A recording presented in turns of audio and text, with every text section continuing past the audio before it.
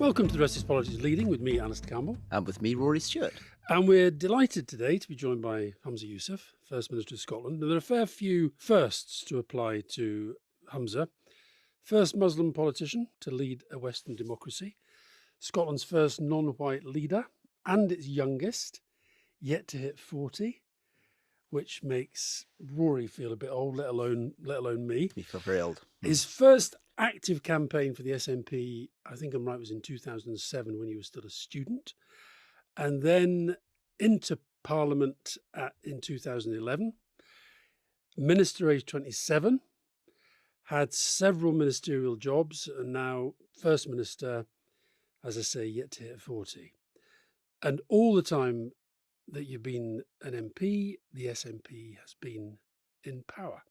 You've served that government in various positions, as I say, now First Minister, but I guess the question we'll want to explore is how long the SNP can keep this dominant hegemony in Scotland. We've had the feuds and scandals surrounding your two predecessors, Alex Salmond and Nicola Sturgeon. I think possibly delivery on public services coming more into the fray, and sense that the dial on independence may be a little bit stuck. So the SNP brand is maybe not what it was. You had a pretty difficult, divisive leadership contest, which you won. So you've got a lot on your plate, though. With a nice, easy introduction into the podcast, which I like. Yep. And just to add to it all, on the personal front, you had this rather worrying, terrifying situation at the start of the Israel-Gaza conflict when your in-laws were caught up in all that. So a lot to be going on with, a lot to talk about, but welcome. I was feeling relatively calm before I came in. I know you've just reminded me of all the worries and stresses that I have to deal with. Well, listen, thank you. It's a delight to be Can I start with worries and stresses? I think you said you're one of the few politicians who's said that you've had active mental health support and counselling, and you said that if and when you became First Minister, you'd carry on with that. So I just wondered whether you have and what it gives you. I haven't actually, and that's to my detriment. And I absolutely should check in because it is important. And I learnt the lesson far too late. I remember it well. I remember the day that I knew I needed help. And I was Transport Minister. My first marriage had broken down. Really tough time I was having. I remember it was the middle of difficult weather. Transport Minister is always a difficult job. And I didn't really feel I had anybody to turn to. And I remember actually just a whole day passing, and I literally did not move from the right-hand side of my settee for a whole 24 hours. I didn't move, didn't get up to drink water, didn't go to the toilet, didn't eat anything. And I remember just almost being in a state of breakdown and crying and upset and not really understanding what I was upset at. But then at that point, 24 hours later, knowing I needed help. And actually the first person I saw wasn't actually somebody to help with counselling. It was a friend who was a psychiatrist, and I called him, and he said, "Look, I think instead of talking to me, you need to go talk to somebody who can really talk through the issues that you're dealing with." And I never spoke to Nicola about it. Never spoke to any of my colleagues about it. Were you worried about other people knowing? Did you feel there was still a stigma that meant that you, as a serving politician 100%. Seeking help, was a problem? 100%. I actually thought if they know about it, I'll not be in a job. Now, I don't think that would be the case. I think Nicola would have been perfectly understanding, as would my government colleagues. John Swinney, who have always been close to. I think these people would have been very understanding.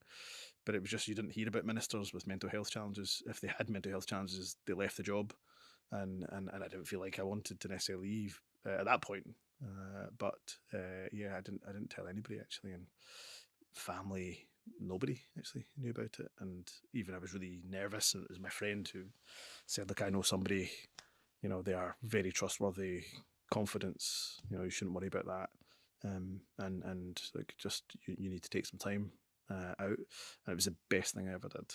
Best thing. But actually you're giving me a really good reminder. I should absolutely be checking in. Why do you think it'd be good to do it now? So I think you don't go into the job of First Minister without realising every single day is going to be stressful, as your intro rightly reminded me. Every day is full of its stresses and strains and difficulties. Very different when you're a minister, cabinet secretary, because there will be times when there's strains and stresses. And health secretary, almost feels like it is every single day. But as First Minister, you've got the overview. Everything rests with you. And it's not just First Minister, it's leader of the party as well. And then there's the strains and stresses of everyday personal life, which you've gone and you've talked about some of that already. So I think it is really a good thing to do before you hit crisis point. So how do you remain a sort of normal, private human being? One of the things I felt, I guess I entered politics about the same time as you, is that the risk of politics is that you lose your private self. You become a kind of public figure, and you're almost a public figure even when you're at home. You're so used to being on the defensive, to spinning, to presenting, that you lose the kind of vulnerability and nuance of being a human. How do you guard against that?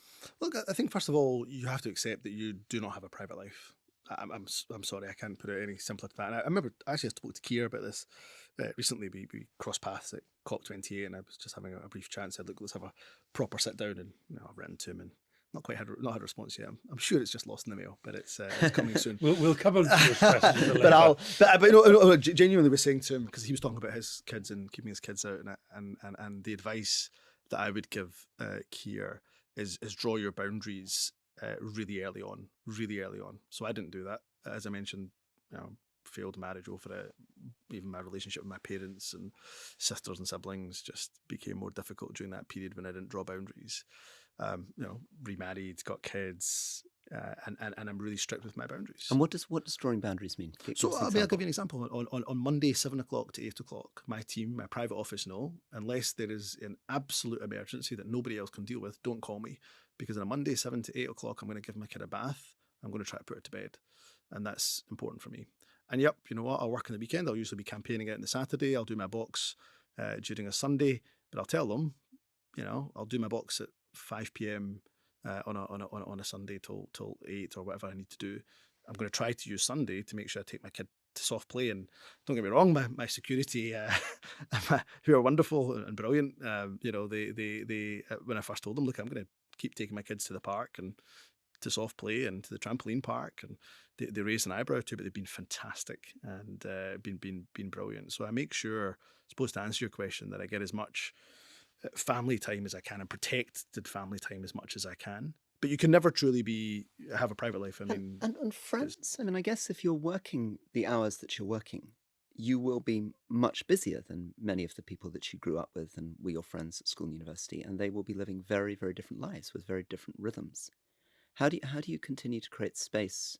Do they feel that you've grown away from them, people who were close to you when you were 15, 16? I'm so lucky that the friends I've got, the kind of group of 6 that I've got are ones that I grew up with, and we've known each other for, some of us, over 30 years. And I don't see them nearly as often as I'd like, but I saw them over the Christmas holidays, for example. Made a point of going to one of their houses for dinner and so on, and randomly playing ping pong till 2 a.m, which was strange. Do they all share your politics? Oh no. Some of them do. Some of them didn't vote for independence. Wouldn't vote for independence despite me trying to persuade them for 20 odd years. No, where we come from. I think most of them probably now do right enough, but one or two of them still need converted. But they're just still to be worked on. But why I like hanging around with them is because when I hang around with them, I'm not First Minister. I'm just Humza, and they'll rip me to shreds. And just tell us a little bit about your family background, about how you came as you're born in Glasgow, but Pakistani parents. Yeah. Just tell us a little bit about their lives and how they came to Scotland. I mean, fairly typical kind of immigrant story. My mum was born in Kenya, so one of the Asians who moved to East Africa, and came here when she was 7, 8 years old. The father was a bit older. He came from Pakistan. And interestingly, they went to the same school in the south side of Glasgow, Belhouston High School, and didn't know each other then, but ended up getting married later in life. And Dad had a tough upbringing, actually. Dad had a really tough upbringing. His mother died when he was 15, 16 from cancer. And unfortunately, his father was not great with him after the death. And basically, they had to move out of the house with their siblings, who many of them younger than him. He was 18 and the rest of them much younger than that. And he had to basically bring up his little brothers and sisters. So it was a bit of a tough upbringing for him. Do you ever, I mean, you're part actually of a generation of very, very impressive British Muslim politicians, Pakistani backgrounds. So Sajid Javid, um, the Mayor of London, your great Labour opponent in Scotland. D- are you friends? Do you ever talk about that experience? Is that identity interesting to you? No, it's hugely interesting. I mean, I take great pride in it. I also really challenge, I think people who tell me that multiculturalism has failed, particularly actually people of colour and the Conservatives who often say to me multiculturalism has failed. Well, wait a minute, you've got a Hindu British Prime Minister, as you've said, Mayor of London from the subcontinent background, myself in First Minister's position.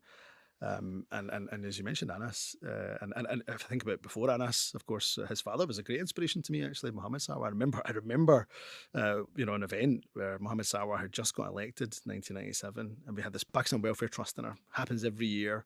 600 people in the Erskine Hotel in Inchinnan, and I remember Mohammed Sawar walked in. This is a couple of months after he got elected. Election would have been in May. So dinner would have been the end of June, July. And people were standing on the tables cheering as though a rock star had come in. And even my dad, who was SNP to the absolute core, Dad had been SNP in 1970, 74. I think he joined the SNP, clapping away and cheering.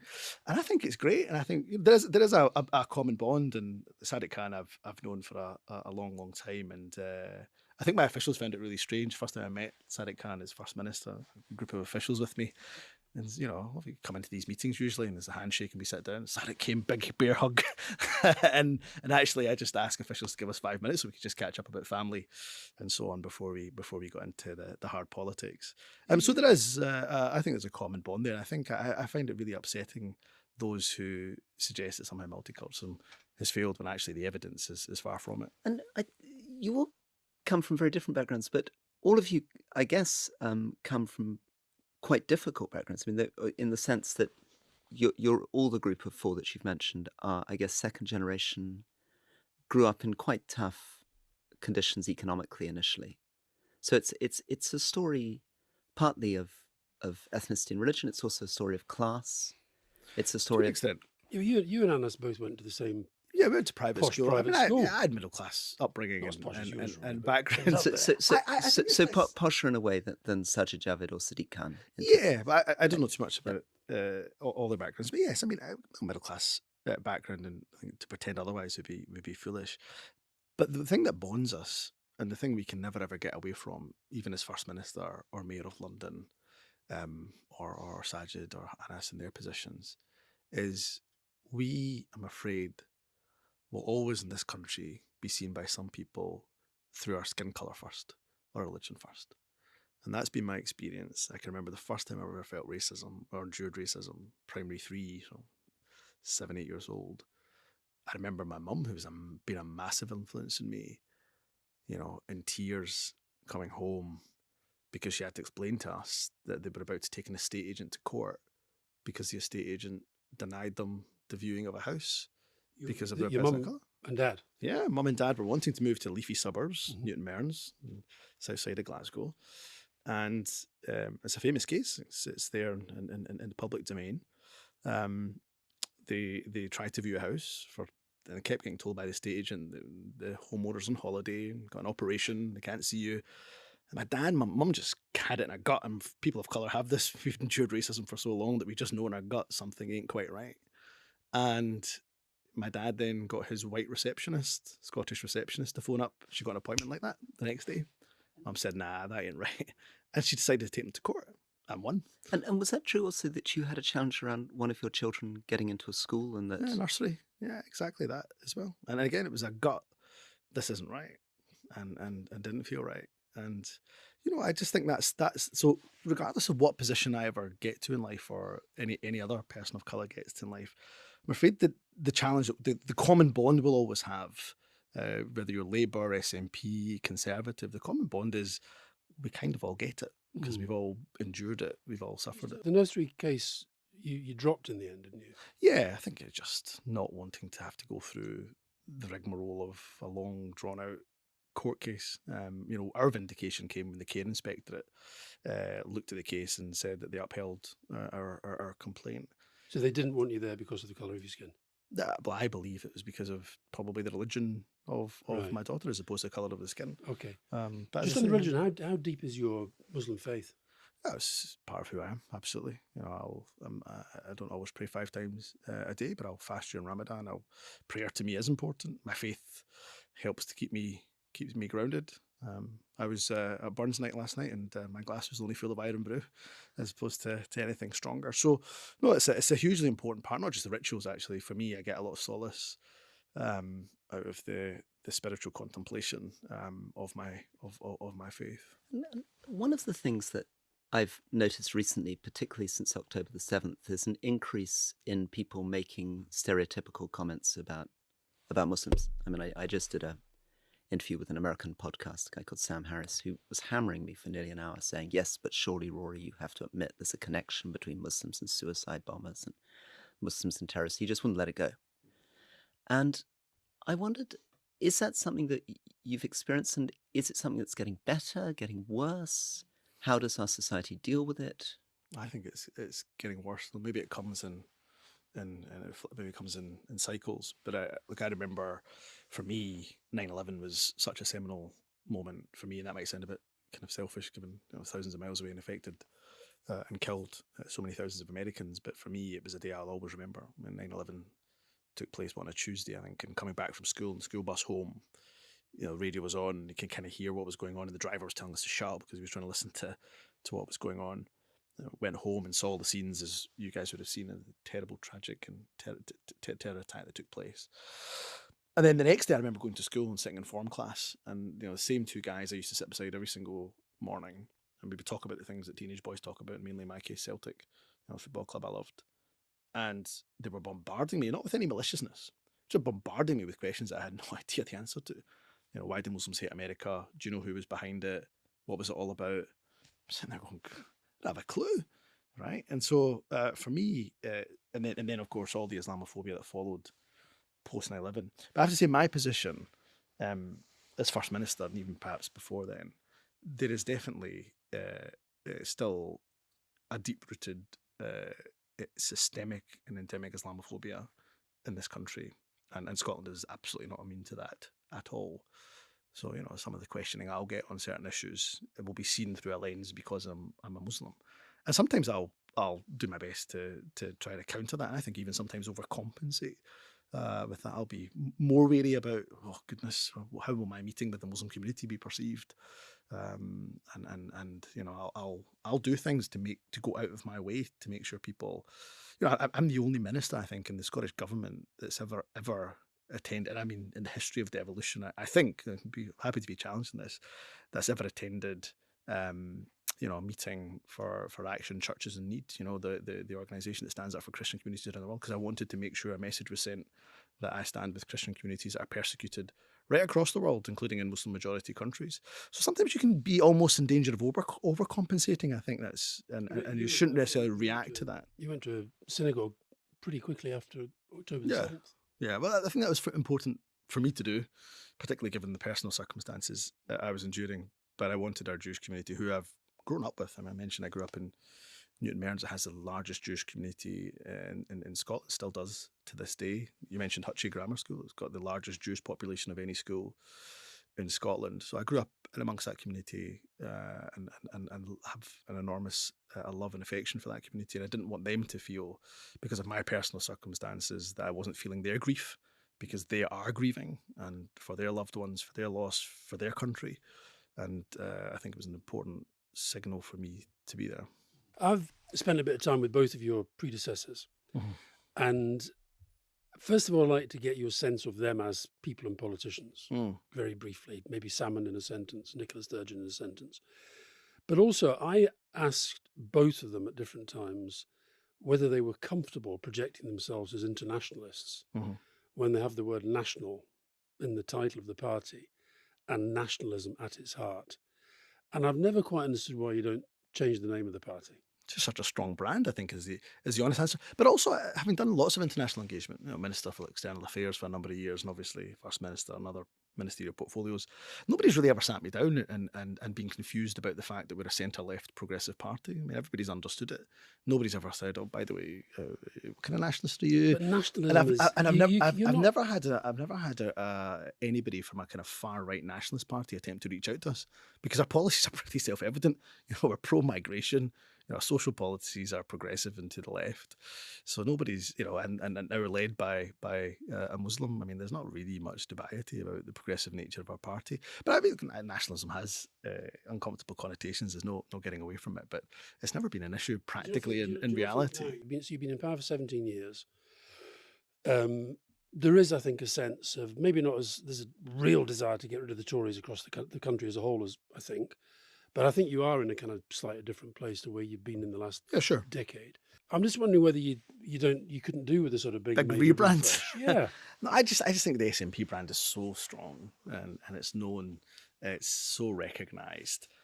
I think to make that kind of change, I mean, the party is going to be 90 years old this year. Actually, I actually share a birthday with the party, 7th of April. So it's going to be 90 years old. I think the brand is so strong, and as I say, I don't think there's much confusion about our socially progressive values.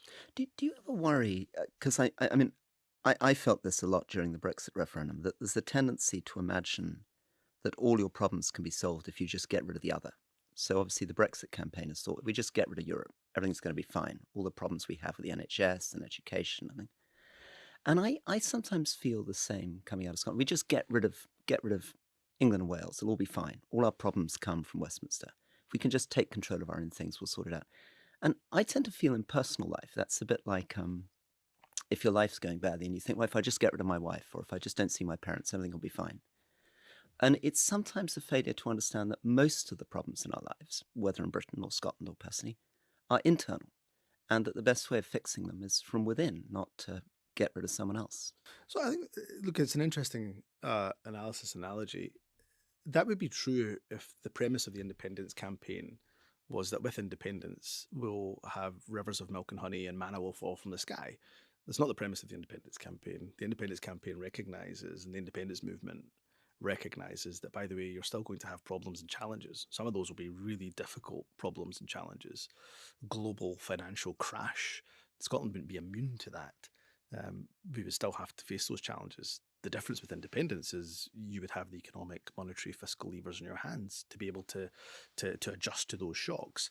And also that you wouldn't have, and Brexit's a great example, you wouldn't have imposed upon you policies that create such deep-rooted economic self-harm as Brexit did. You wouldn't have them imposed upon you, particularly when your population didn't vote for it. So it's not a, look, by the way, rose-tinted glasses, everything is fine with independence. It's saying, well, look at the UK, for me, again, Brexit's a perfect example. I think there's a conspiracy of silence around Brexit from Westminster politicians. Nobody is talking about it, and we will be and are talking about it. It has been, all of the evidence, bar none, shows you what an absolute disaster it has been for the economy. We are the poor man of Northwest Europe.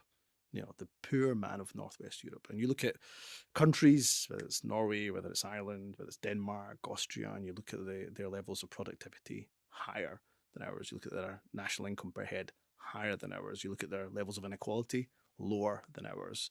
So don't you take my word for it at all. Resolution Foundation, well-respected think tank. Typical household in the UK, £8,300 better off if we had the same levels or similar levels of productivity and similar levels of inequality. So no, look, the premise of the independence campaign is not vote for independence and, by the way, everything will be fine, everything will be okay. It's let's actually make the decisions for ourselves. I am going to come back to Alex and Nicola and your assessment of that. But just sticking on Brexit for a while, so I sort of feel that it kind of helped your campaign in terms of the sort of emotional level of it. But I think it's thrown up real practical problems, which I don't feel you've in the last decade begun to address. So if you go back to all the big questions that I felt weren't answered in the independence campaign in 2014 about currency, about military, about border, about trade and so forth, you've had a decade, but I don't feel we're really any closer to understanding those. And I think that's why your independence campaign feels a little bit stuck. Look, I would disagree, because we've spent a fair period of time, and particularly since I've been First Minister, publishing a whole series of papers. Now, I'm not expecting the mass populace to read, 50 pages of what would happen if we end up in a member of the European Union, what would happen with our borders, custom checks, currency, pensions.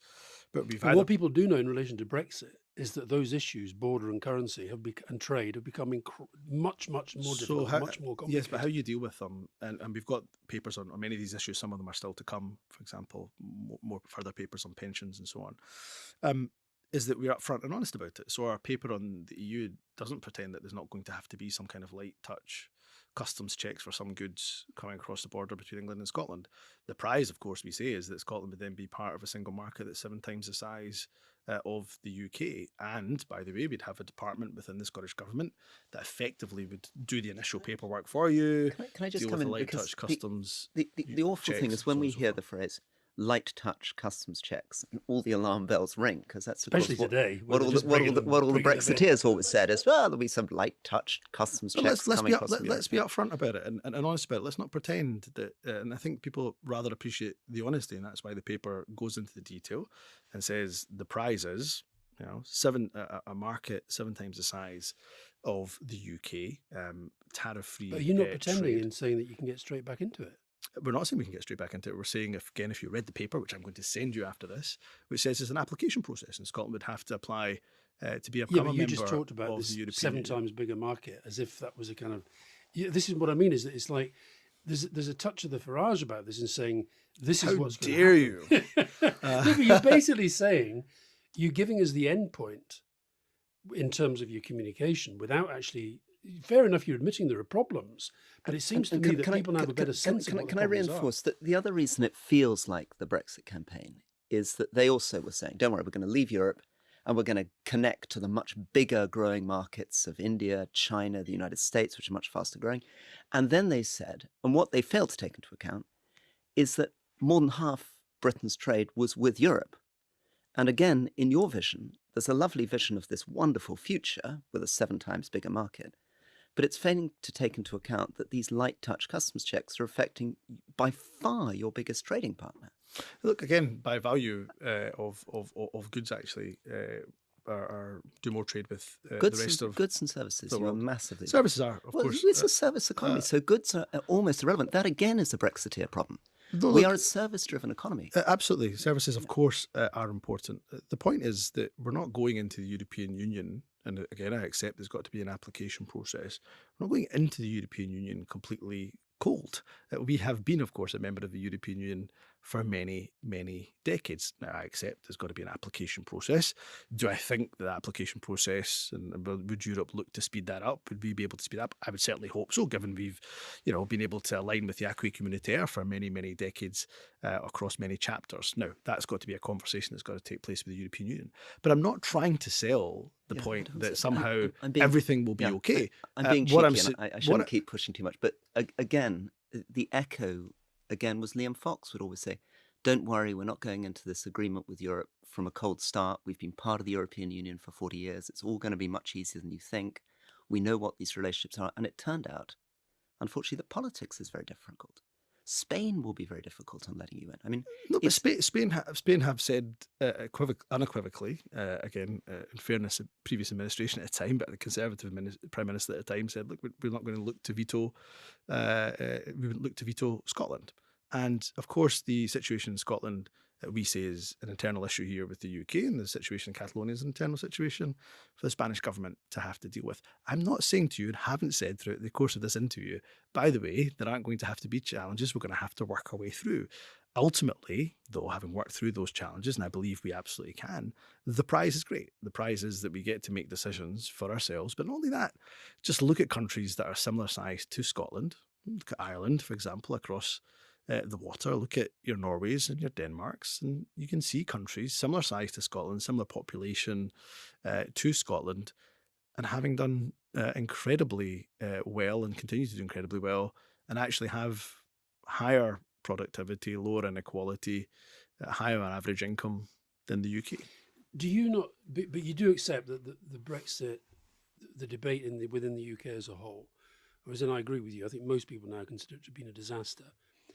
So that what's happening within the debate in Scotland I feel, is that you've kind of had independence, which has carried your strategy for a lot of the time that you've been in power, and now there's much greater focus on the domestic stuff and on delivery, where you have been struggling on education, you have been struggling on health, you have been struggling on some of the issues for which you have direct responsibility. I don't think that's the reason why we're. I don't think that's the reason why we're facing challenge. So I think, look, on each of these issues, I could point you to, and happy to. And you're not just going to blame Westminster, which is the normal way that you explain why things No, go wrong. look, I also disagree with your premise. It's not what we normally do. There's challenges, of course, because Westminster still controls largely the economic levers. The biggest challenge that everybody is facing in the country, whether it's in Scotland, England, Northern Ireland or Wales, is the cost of living crisis. I'm afraid you can try as much as you want, but that is not created by the Scottish Government. And the cost of living crisis lands very much at the door of a Conservative Party that has imposed 13 and a half years of austerity and took a torpedo to the economy through the mini budget. So look, I accept the point that the Scottish Government, of course, has responsibility for a number of devolved areas. But let me just challenge back. Look, in every single policy area, you're going to have some level of challenge. But we can equally point to where we've made significant progress, whether it's education and reducing the attainment gap, for example. More young people from the poorest and more deprived areas going to university than ever before. It's pretty good. Our health service, facing challenge for sure, still continues to be not just the best performing NE department, but the only country that hasn't had junior doctor strikes or nurses strikes. I could point to, every single area. I could come back with stats galore. No, but I suppose my point in raising that was so you could challenge back and forth. I am much more comfortable in a policy space and talking in a policy space. And that's why when it comes to general election, I think it's going to be a challenge. We're going to face our biggest challenge in comparison to general elections over the last decade. Though I have to say, before 2014, of course, general elections were always a difficult election for the SNP.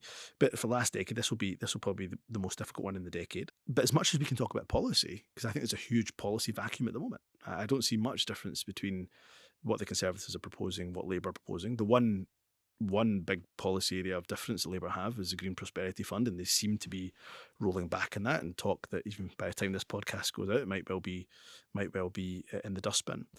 So I'm very comfortable talking about policy and want it to be in the policy. And my biggest challenge, to be frank, in the last 10 months has been the fact that there's issues that are out with my control that have undoubtedly dominated, and therefore we've not been able to talk about policy as much as I would like. Okay, now you've had this one thrown at you before. I'm going to throw it again.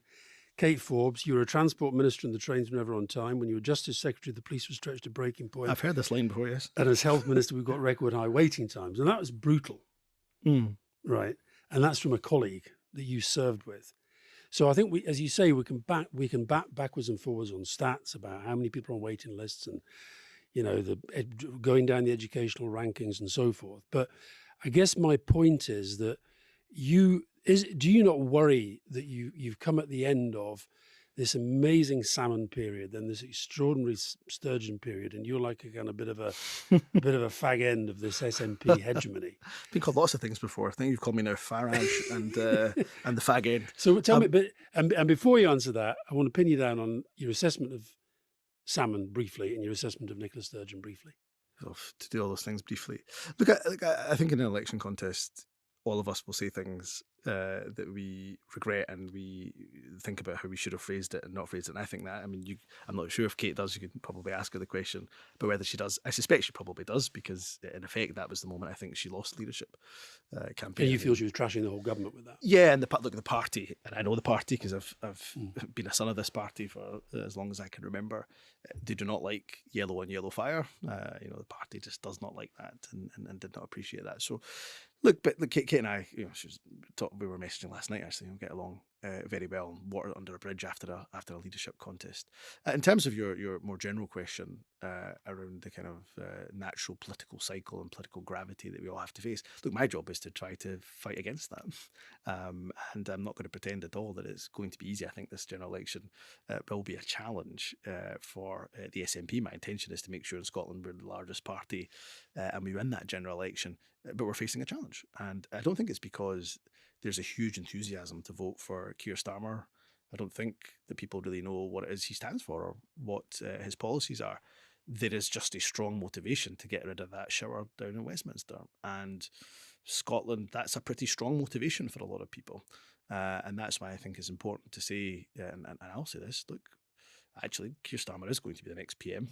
There's no, I think anybody can tell me or pretend that won't be the case.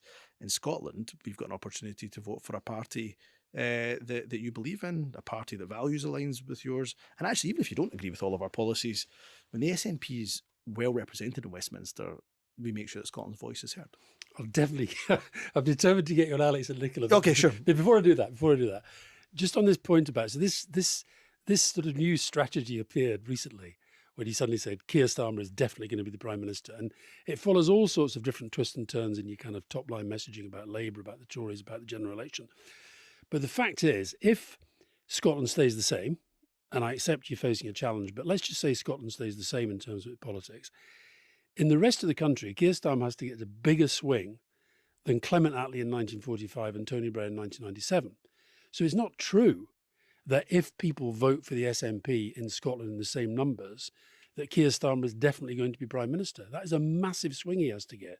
He's going to get a massive swing. This is going to be the collapse of the Conservative Party, potentially even an existential threat. I hope it's an existential threat, given the damage that they've caused this country. They are going to get routed up and down the country, and they deserve it. This is not a normal election. In fact, if you go back and look over the decades of how many times Scotland has influenced a general election, you can count it on, we wouldn't even need your one hand to count it on. And that was when we had, by the way more seats than we have at the moment. So again, let's not pretend otherwise. Of course, every vote does count. This is my point: is that Scotland's votes do count. Now, Scotland could, end up sending a whole raft of Labour MPs who will do nothing other than stand up for Keir Starmer. Michael Shanks, Rutherglen MP is a classic example. But they'll stand up for Scotland. No, he said, well, let's take the vote and get the Gaza ceasefire as a perfect example. Michael Shanks said, I'll stand up for Scotland.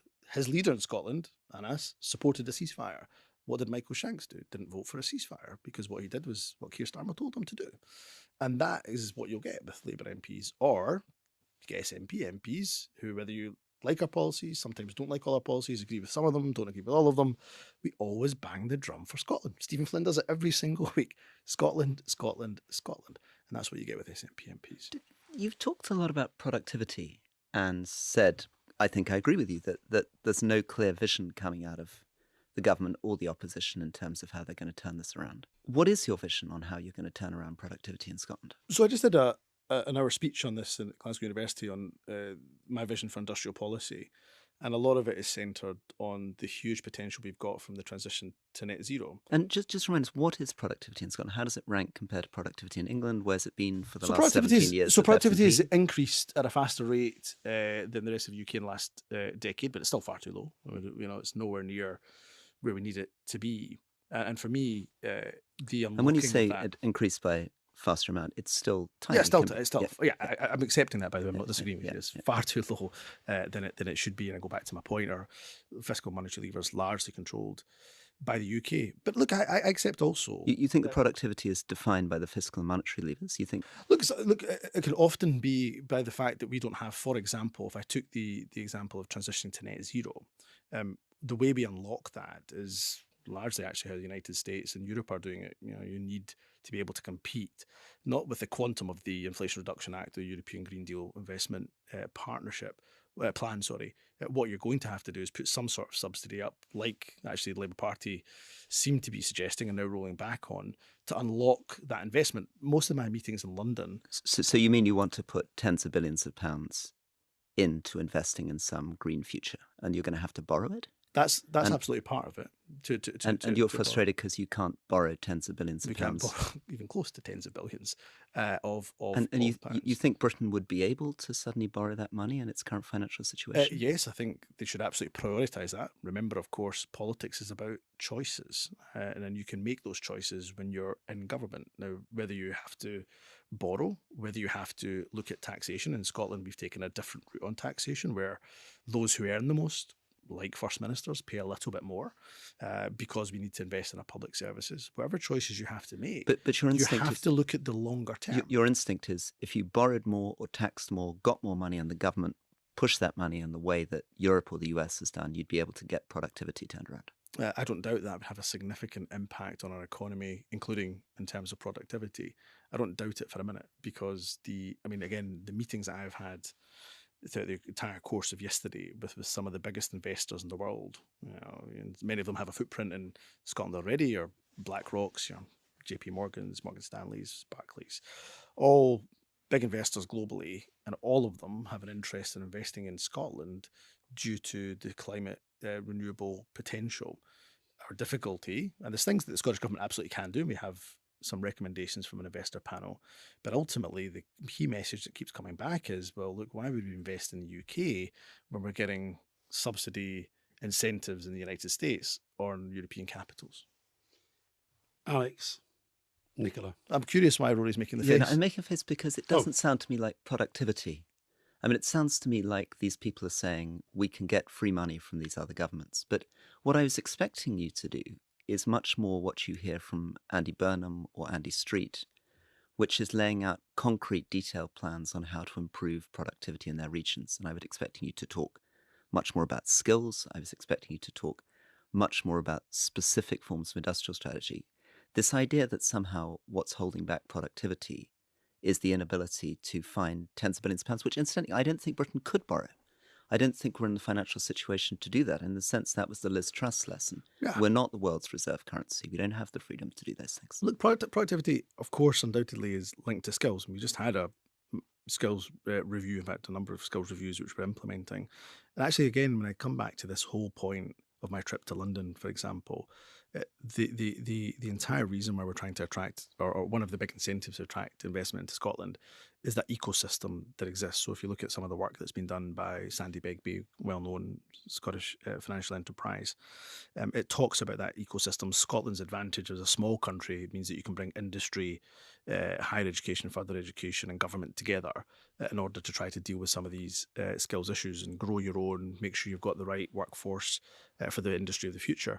What we've also said, and this is something the Scottish Government under the SNP I don't think has said before this budget, is we're going to have to look at the size of the public sector in Scotland. We're going to have to think about how we begin to make efficiencies and reduce the size and the scale of the public sector. So I can talk to you in this podcast in detail about what I think we can do, not just to help productivity, to boost economic growth, because I think economic growth is hugely important for a purpose. And that purpose is to reinvest back into our public services and to help us to have those targeted measures to reduce poverty, because poverty is still far too endemic right across the UK, including, of course, here in Scotland. So look, I can lay out in huge amounts of detail some of our plans around productivity. If you want to do another episode, we can go just on our economic plans. But I suppose I go back to the point I made to Alastair, which is, look, I'm far more comfortable talking about policy.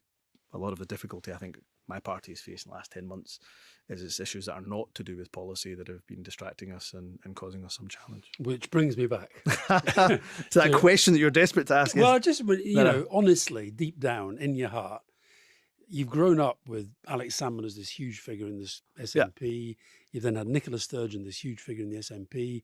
I sort of feel with your leadership, you've come along at the end of it, and every time it looks like you're just about to get your head above the water, whether it's WhatsApp messages at COVID or whether it's the police. So Alex, in a word or a phrase, and Nicola, just give me your assessment. Yeah, I don't know. It'd be hard to do it in a word or a phrase. Look, Alex is somebody I looked up to. He was the reason I joined the party. I remember watching his speech, about the Iraq War. And he was, I heard him speaking in the House of Commons. And although my dad was the SNP, and it was always probably my natural kind of inclination was towards the SNP, that was the moment I thought, yeah, I want to join that party. And Alex gave me my first job as a minister. Not only that, encouraged me. I mean, you mentioned my journey into politics. We had a bid in for Question Time. We didn't get very often bids into Question Time. We didn't have many MPs at the time, a handful of MPs, and obviously with the party in government for a few years at that point. And there I was as a young, I think 26-year-old, and he said, "You're going on Question Time." I said, "Me?" They said, "Yeah, tell Humza he's going on. He'll be absolutely fine." And it went fine and went well, actually. So he gave me a lot of opportunity over the years. And so actually, I feel, if I'm honest with you, the breakdown in relationship with Alex is it's a matter of not just regret, but I feel quite hurt about it all and how it's all transpired. Somebody I looked up to now spends a fair bit of his time trying to damage you, laying the boot into the SNP, and trying to damage me, whether it's personally or the SNP, and frankly the cause that we both love. And I do believe Alex. Just a second, why? Why has he? What have we learnt about his personality from this transition? Or about politics? I don't. Again, it would be hard for me to answer for Alex and what his motivations are. It feels difficult to think that it's anything other than to try to replace the SNP, which is never going to happen.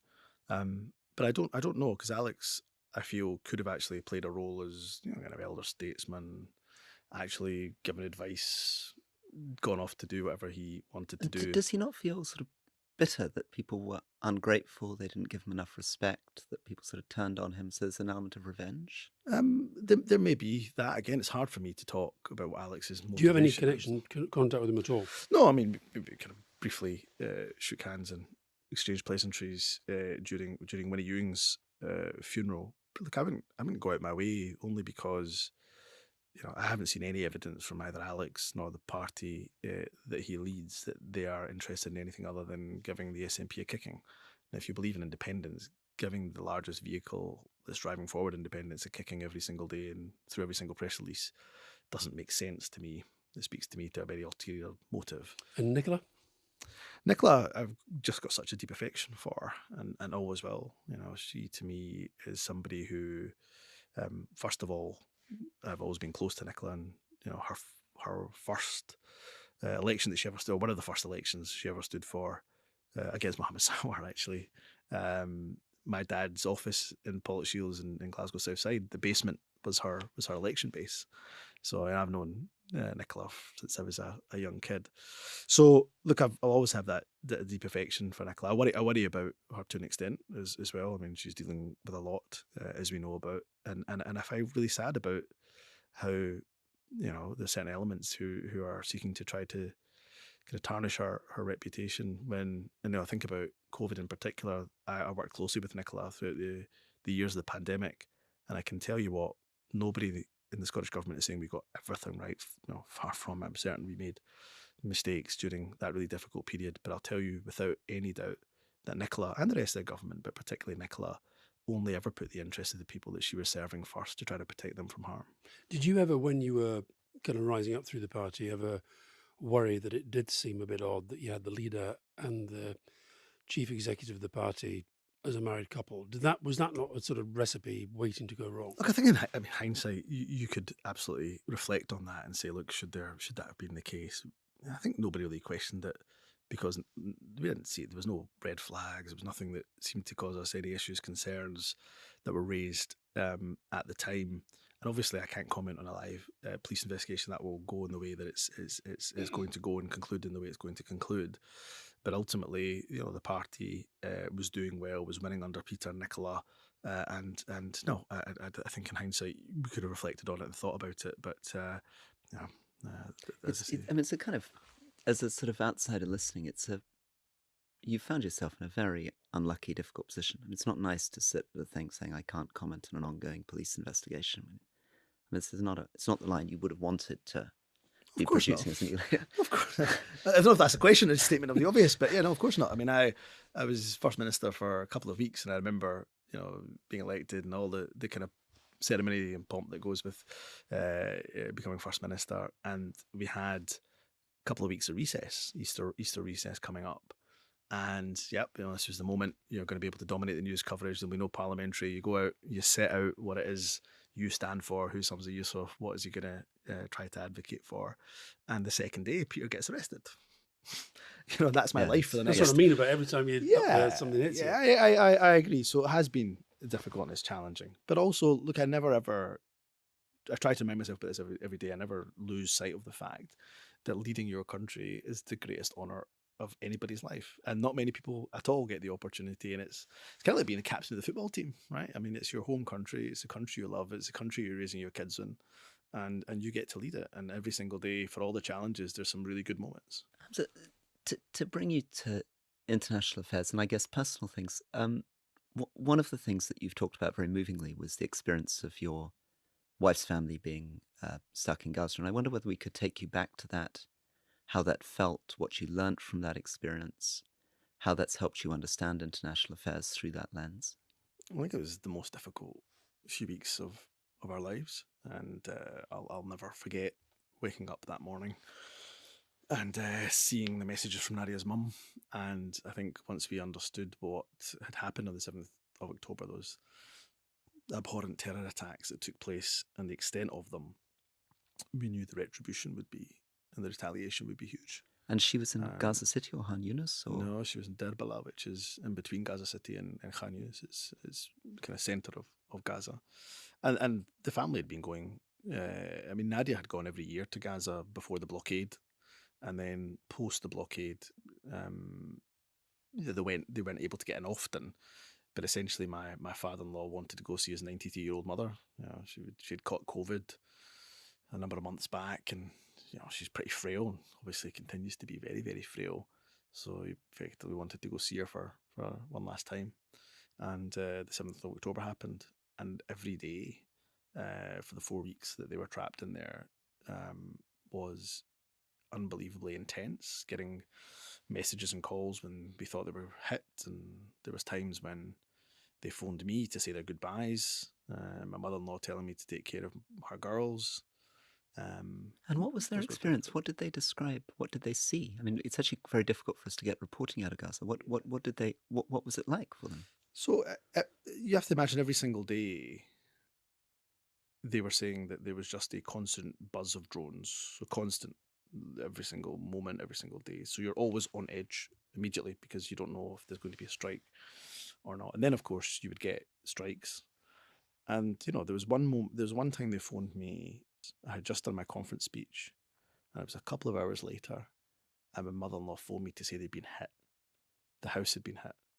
And she had the smoke everywhere, windows have all been blasted, smashed, doors blasted off the hinges. We've been hit. I don't know who's alive, who's not. And I said, look, Mum, just take a breather. Just let's try to assess the situation. I don't think, hopefully you've not been hit. Now, it transpired they hadn't, but somebody had been hit nearby. And my mother-in-law tells me that she then, after, she phoned back, said, look, everybody's okay. It's not us. But there's an 8-year-old girl and they say the house was, 50, 60, 70 metres away. 8-year-old girl from that blast landed outside their house, and their spine, they say, like, she can't move. She's conscious, but she can't move. We don't know what to do. And we said, well, call Mohammed. That's my wife's brother. He's a doctor. Is he? He's still there, yeah. He's still there. Mohammed's still there, still working in hospital where he can. Separated from his family, actually, but he's still there. And so, that's the kind of things that they would have to deal with. Day to day, they were living with bottles of dirty, salty water. And really, it was always difficult, but the real difficulty came when the north was evacuated. So all of the extended cousins and aunties and uncles that were in the north, so in this house, where there was usually 10 of them, suddenly had 100 people in this house. So I think I say it's indescribable. I'm trying to describe what they've told me. And I'll never forget, actually, so they arrived back on bonfire night. They got back to the UK. And, we obviously picked them up from the airport and went to the house and spent time with them in the evening. And I remember my father-in-law was chatting to a relative as he come at the door, and a firework went off, and he jumped. And absolutely jumped, and I thought, this is going to take you some amount of time, I think, to recover through the trauma of all of this. And how do you feel as a politician on the issue when you've been pretty clear about your position? As you say, Anna Sarwar was pretty clear on a ceasefire. Just give a sense of how you feel about the way Joe Biden has handled this, the way Rishi Sunak has handled this, and the way Keir Starmer has handled this. I think those who have still refused to call for an immediate ceasefire will be seen to be on the wrong side of history on this issue. I just can't understand it when you, particularly those that are have a close relationship, either are able to have the ear of the Israeli government, or indeed, for example, Qatar, which we know is influential with Hamas. Every single person that is in that trusted position has to be calling for an immediate ceasefire and doing everything they can behind the scenes to stop the violence. I've never seen this level of death and destruction that has killed so many innocent men, women, and particularly children. And yet the word ceasefire has somehow become almost a dirty word. And this kind of idea. Why, I mean, as a politician, can you understand why Rishi Sunak and Keir Starmer are not calling for ceasefire? Truthfully, I can't. I've tried Can you to think understand about Biden? it.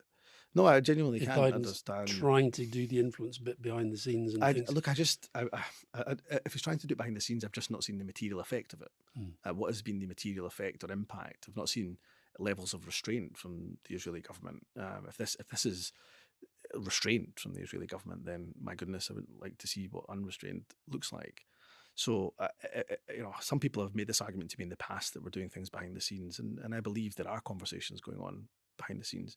I'm afraid there has to come a point where you go, look, they're just not listening to us, and we have to begin to exert some public pressure.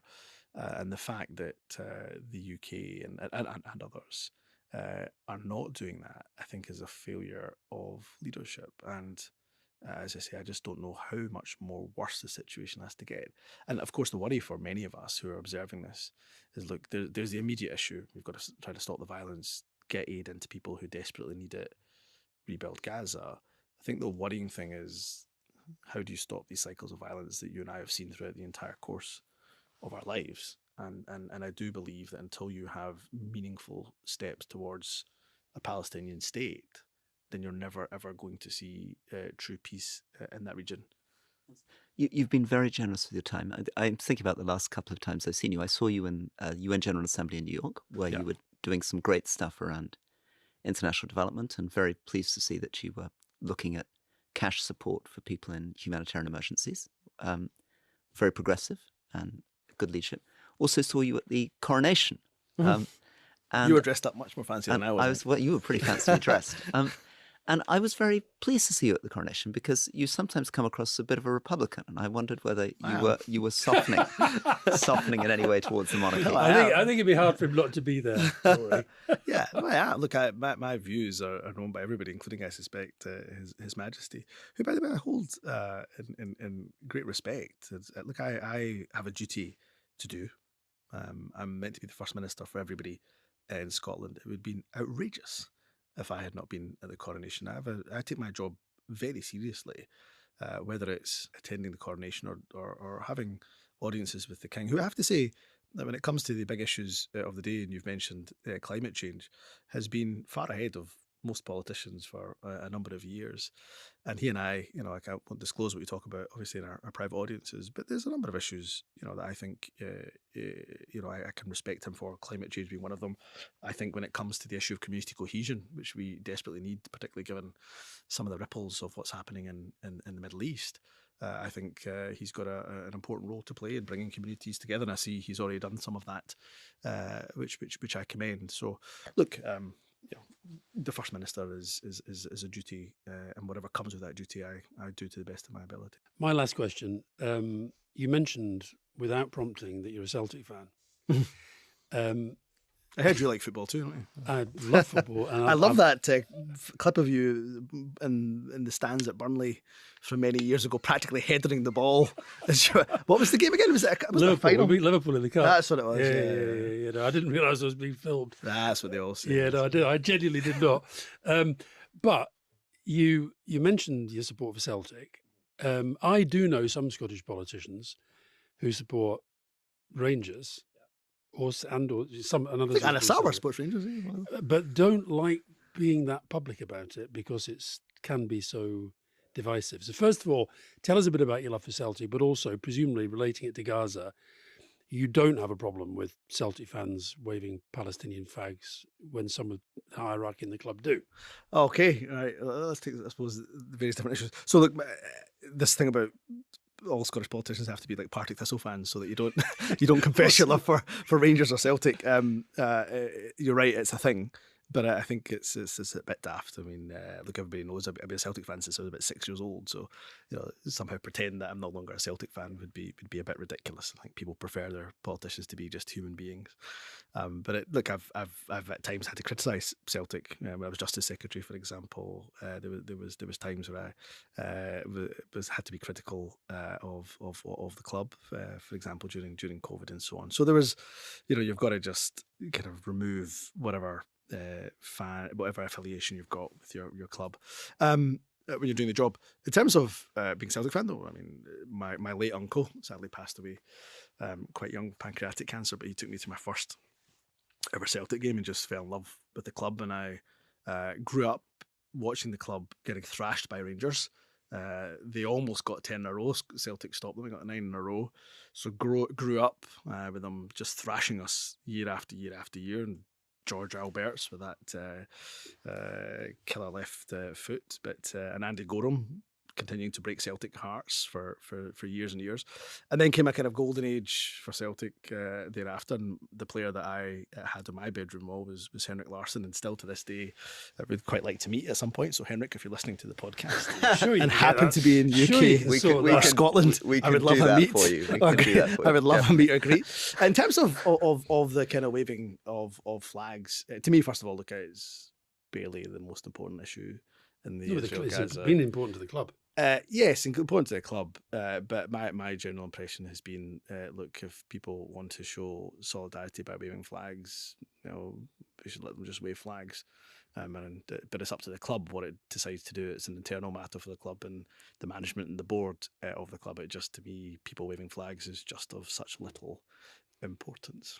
Good. Well, listen, I like Celtic because on my birthday, when I was 10 in Lisbon, was one of my main sporting memories as a child. And the only time I've ever left a Burnley game early was against Celtic in the Anglo-Scottish Cup during what we might define as your hooligan period. No such period exists. I tell you, it was hairy. What was the score?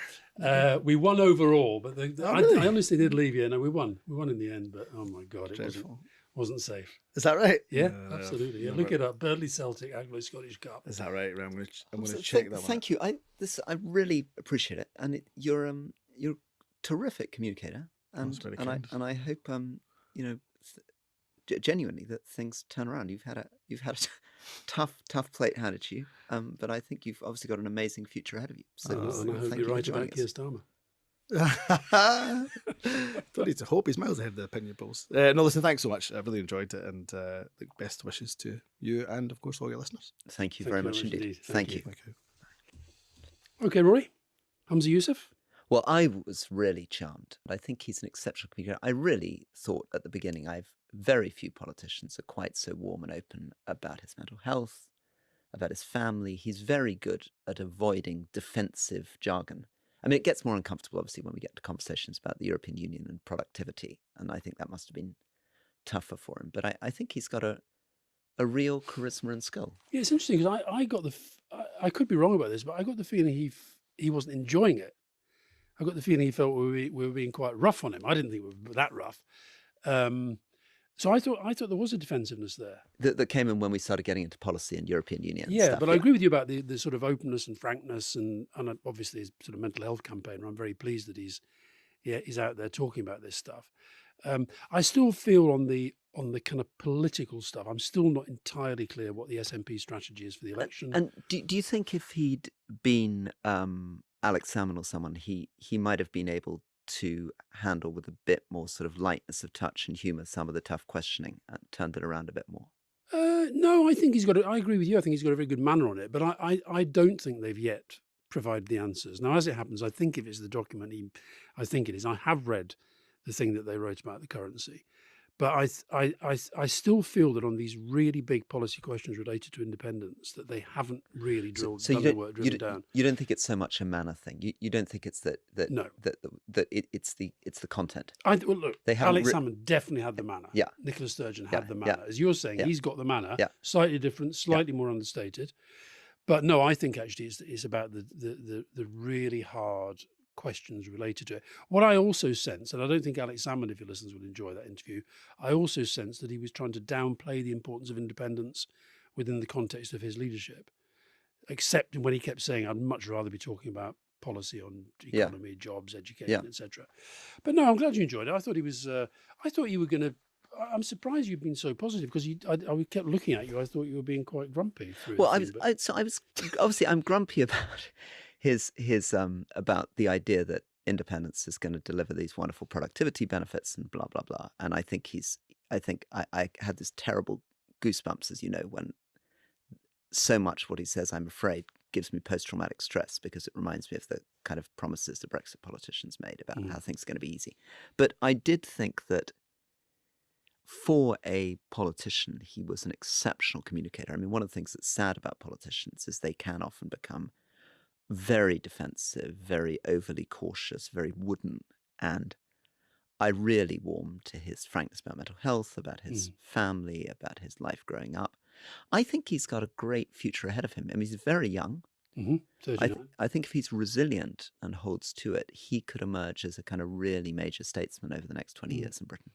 It's interesting as well because, you know, you've talked about Anasawa as well. I mean, Scotland does tend to produce pretty high quality political communicators. Yeah, and Anasawa also terrific sense of humor. Well, Ruth Davidson also was a great communicator, Mm. great charisma. So, and I think maybe because it isn't Westminster, because they aren't right up against the full media of the 70 million person country, people can maybe develop a more intimate, informal manner. Yeah, although up there, I mean, the media up there is pretty full on the whole time.